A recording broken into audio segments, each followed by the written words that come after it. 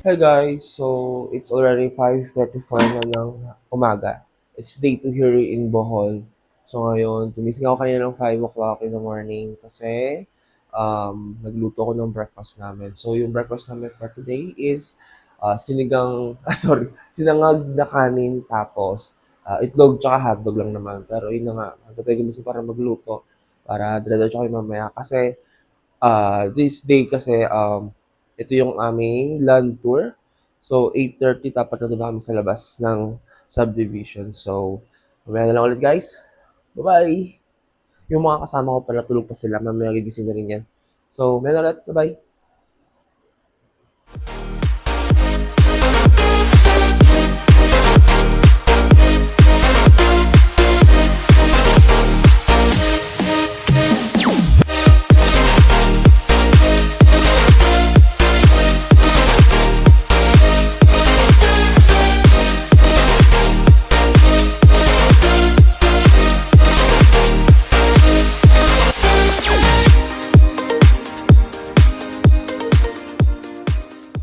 Hi guys! So, paano ba to? Kanina pa ako dito kasi tapos na ako magluto ng ulam namin or yung hotdog tsaka itlog. The problem is, nagluluto na ako ng sinangag pero nagkakaproblema yung aming lutuan. I don't know anong nangyari. Pakita ko na lang sa inyo guys. Wait lang. Ito guys oh. So, di ba naka-open na yan? So, i-on ko siya. Send on na. Ito pag tinimer ko, nag-error guys.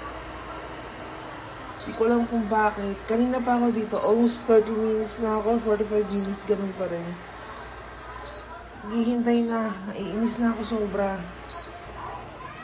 So, hindi ko alam kung ano na. May mali ba ako? Di ba ako marunong? I don't know. Puro ganun. Ganyan pa siya. Kaya na pa siya talaga. Naiinis na ako. So, may na lang ulit guys. Bye-bye. Yun.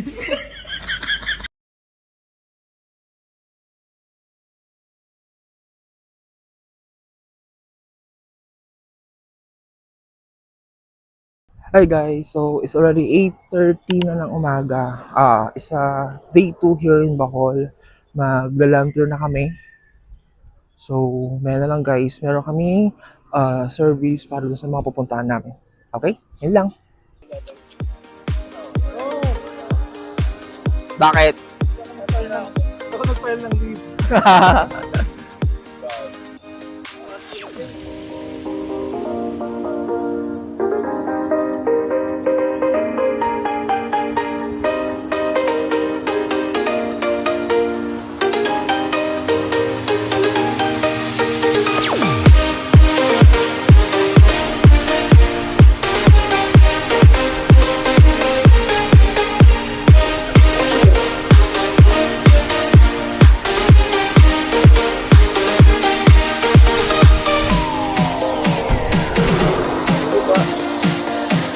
I'm sorry.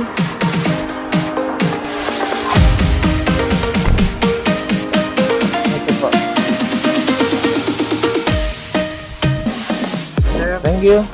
Hey guys, so it's already 10 o'clock na ng umaga. So ngayon nandito na kami sa Chocolate Hills. First stop namin is Chocolate Hills. So ang entrance dito is 100 pesos per person.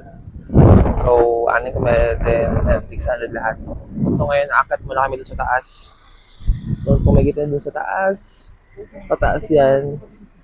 So mamaya na lang ulit guys. Bye bye.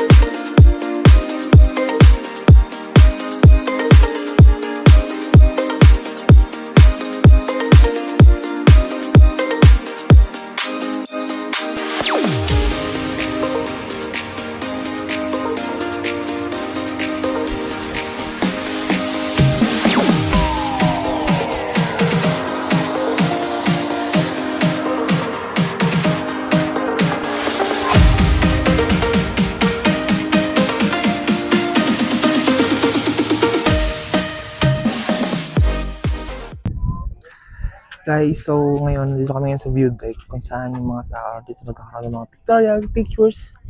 So yan, nakikita mo yung mga yan.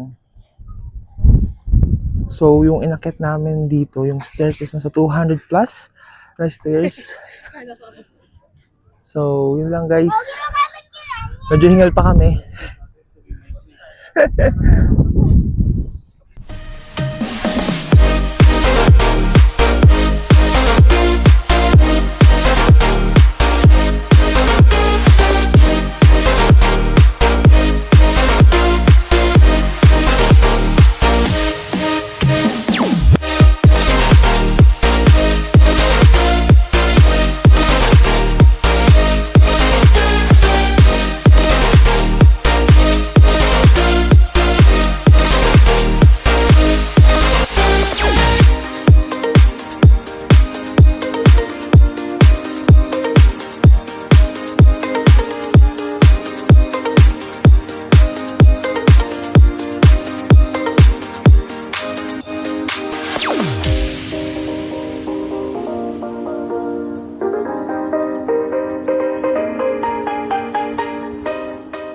Guys, so it's 11:14 ng umaga. Ngayon, ang aming second stop is Butterfly Garden, tsaka yung Python. So, ang aming entrance fee dito is 150 per person. So, 6 kami. Then, dito na kami magbo-buffet. Buffet naman dito, ang isa is 395 pesos. So, ngayon, papunta na kami ngayon dito sa Python kasi yung last namin is yung Butterfly Garden. So, meron na lang ulit. Dito sila. Okay, guys. Bye-bye.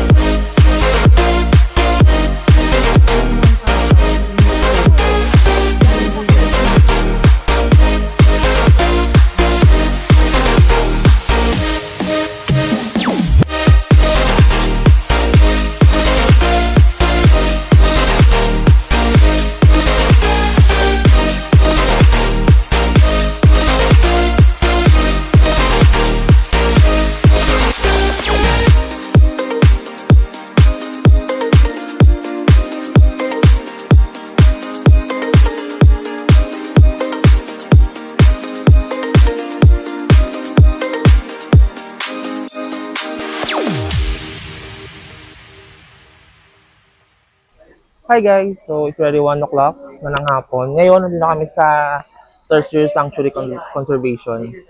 So ngayon, 5 lang kami kasi yung isa kasi, buko na daw kasi nakapunta siya dito. So ngayon, papunta kami sa loob. Kaya maya na lang ulit. Bye bye! So pala guys, ang isang tao dito is 170 pesos. So yun yung entrance fee dito. So maya na lang ulit.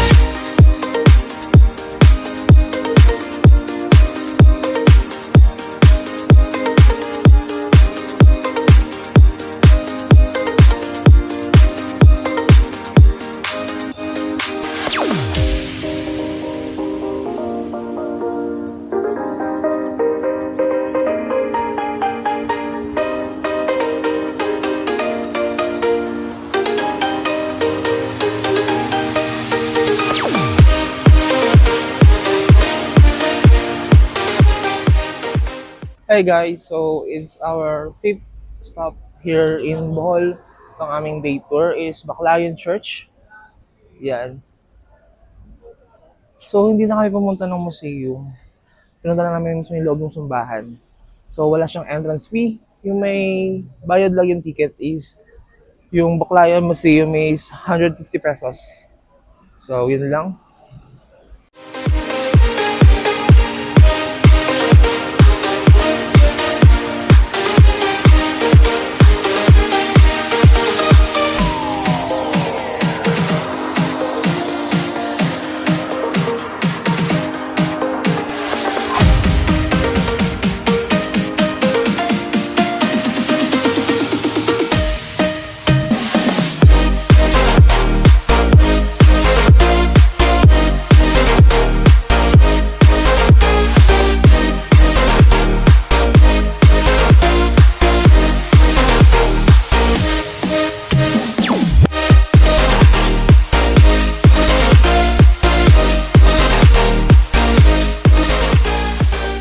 Hi guys, so this aming gift shop na pinuntahan.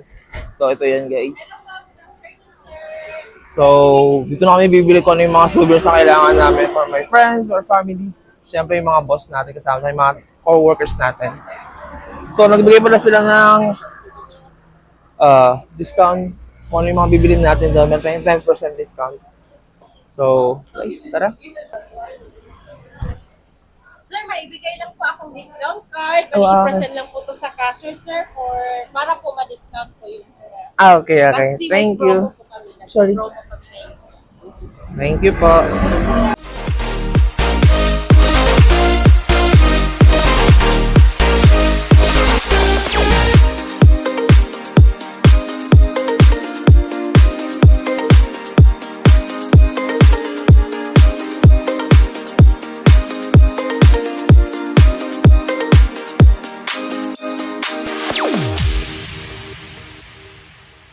Hi guys, so it's already 3:45 na ng hapon. Nandito kami sa bahay.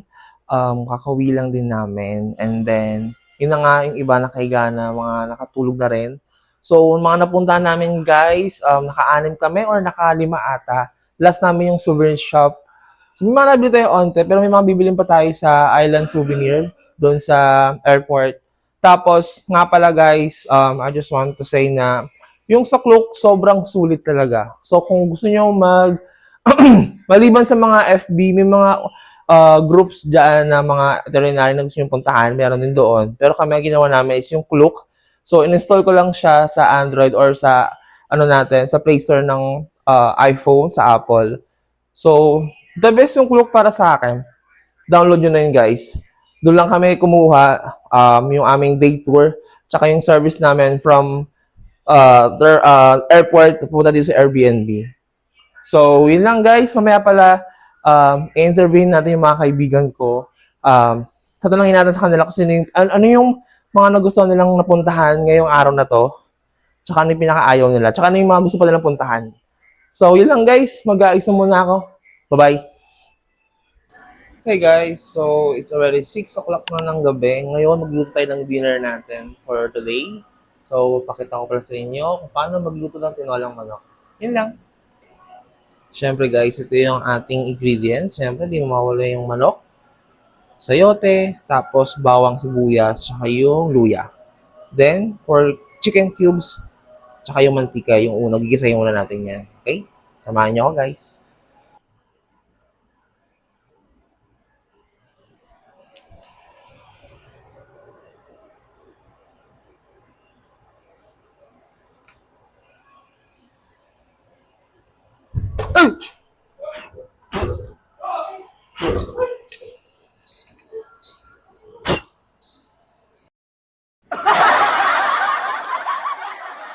Hey guys, so it's already 8:15 na ng gabi. Ngayon, nag-chill na lang kami. Tapos na kami mag-dinner. So, may kwento ko pala sa inyo kung yung nangyari kanina. Dapat may vlog ako na pagluluto ng tinola, pero may nangyari. So, ngayon, tatanungin natin sila, mga kaibigan ko, kung ano yung the most and the least na napuntahan namin for this land tour namin. Ta? Pero may iba't ibang mga YouTube. Siyempre, simulan natin to sa aming unang best friend na si G. Best friend G, ano yung the most and the least na napunta natin this day? Ako na lang. Pwede yan. Ayan, Ito na lang. sige. Ito yan. Ayoko lang kung abot. Baka hindi ko marinig dyan. The most is yung butterfly and python Okay. sanctuary. Yung mga Hindi, Butterfly Garden. garden. Ah. Tapos, yung list is yung doon din pero yung buffet. Okay naman pero okay. Sakto lang. Hindi okay. Yun lang. Yun lang. Yeah. Ano tayo? Argel, ano yung the most and the least mo? At bakit? Gusto ako sa list. Least agad. Least favorite siguro yung Chocolate Hills kasi sobrang init. Yun lang, sobrang init. Tama nga naman. Pero yung view perfect, maganda talaga. Ang most favorite ko naman yung sa tertiary conservation. Kasi because of the culture. Ito zero. Hindi kasi cute lang ng mga tertiary. Saka bata pa lang nakikita na sa books eh. Parang okay. parang finally nakita na rin in person. Ayun lang. Okay, yun lang. Ikaw naman, Vin. The most and the least. Most yung yung Petron restroom. Hindi yung tawag doon yung Chocolate Hills kasi 'di ba hindi okay yung chan ko noon. Nagda-diarrhea ako kaya pero maganda yung view. Yun nga lang, syempre umakyat ako ng hagdan pero yung chan ko Hindi okay. Natagtad. hilab ng hilab. Tapos sumuka pa ako sa banyo. Pucha. Ay, sorry yun. Hindi ako naman. Tapos yung most ko ay yung yung Butterfly and Python Garden. Hindi dahil sa butterflies, hindi dahil sa pythons, dahil sa sugar glider. Okay. Yung sugar glider experience. Gusto ko ng ganun as a pet. Yun lang. Yun lang. Okay, next. Vino. Ano kailangan? Best and least? The most. The most And the least favorite. Pag sinabi namang the least, hindi, I mean, Ganong kalala. hindi naman sinabing hindi ko gusto. Oo, hindi ko oo. ayaw. So for me, the least siguro yung man-made forest. Siguro hindi na kasi ako bago sa ganun. Hindi mo Marami na rin ako napuntahan. napuntahan na ganun. And then for me, yung the best dun sa land tour natin is dalawa. Yung akin, yung Chocolate Hills, kahit na medyo mainit. Pero kasi syempre, sa millennials tayo, nakikita natin yan sa mga libro bata pa, di ba? So, very, achievement sa akin yun. Hindi natin nakita yung Na, pool. time ko, di ba? Ay, sorry. Tapos, Pati pa naman yung dito. isa naman din, yung dun sa, sa Python, tsaka dun sa Sugar Glider. Kasi syempre, one of a kind experience yun na, diba? You only live once, sabi ko. So, yun nga. So, yun lang guys. Maraming salamat.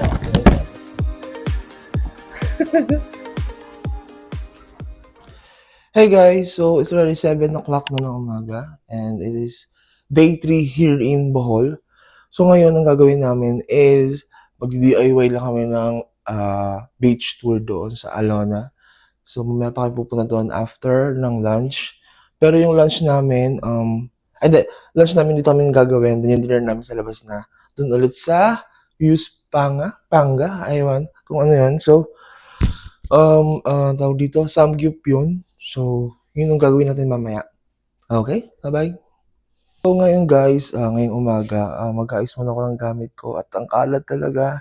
So, ang task natin for today sa umaga is ayusin yung gamit ko, yung aming budget din, ayusin ko rin, titignan ko kung ano yung mga kulang pa, ano yung mga hindi pa nag-ayos. So, pati yung budget ko rin, titignan ko rin kung meron pang natira. Kasi para nakaayos na lahat, wala tayo masyadong gagastusin talaga. So, kasi ngayon, ang cost lang naman namin siguro yung food. Siguro kung may entrance sa beach yun lang naman. So, ngayon ito guys, ayusin ko rin. Yan. Ang kalat, di ba? So, yun. Ayusin ko muna, guys. Mamaya na lang ulit. Bye-bye!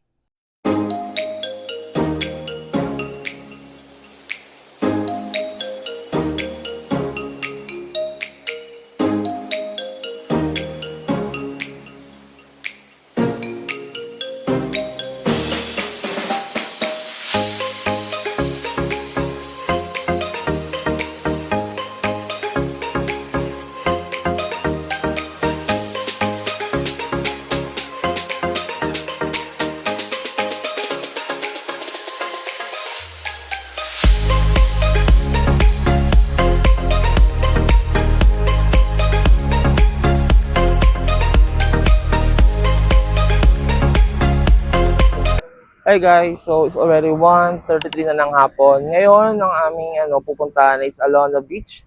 Yun ang aming pupuntahan ngayon. Parang magta-try kami mag-DIY beach tour doon. So, bahala na kung ano mangyari. Kaya mamaya na lang ulit. Bye-bye. Ito sila guys. Yung picture taking lang. Yun lang. Bye-bye.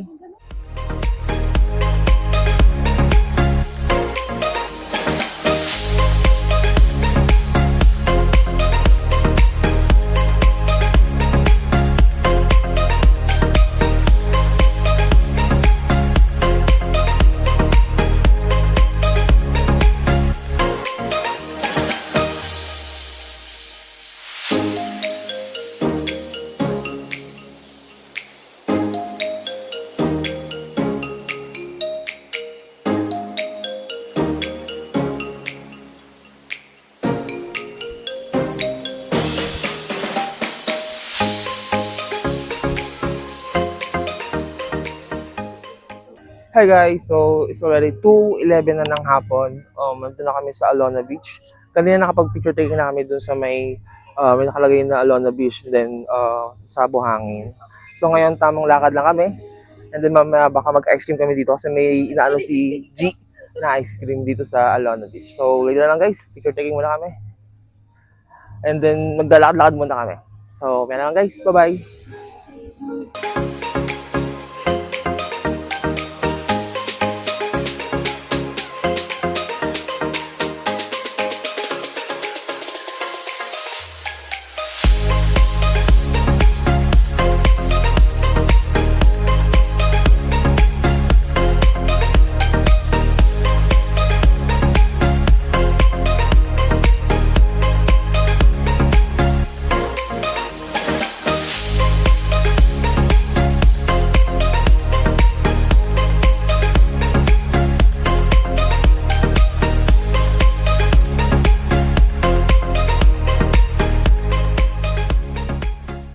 Hi guys, so it's 5:50 na ng umaga. It's day 4 here in Bohol.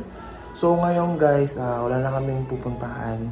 Mag-aayos kami ng gamit kasi it's last day na kami dito sa Bohol. So 10 o'clock, pupunta na yung service namin ng Kuluk. So pupunta na yun ng airport. Then ang boarding time ata namin is 12:50.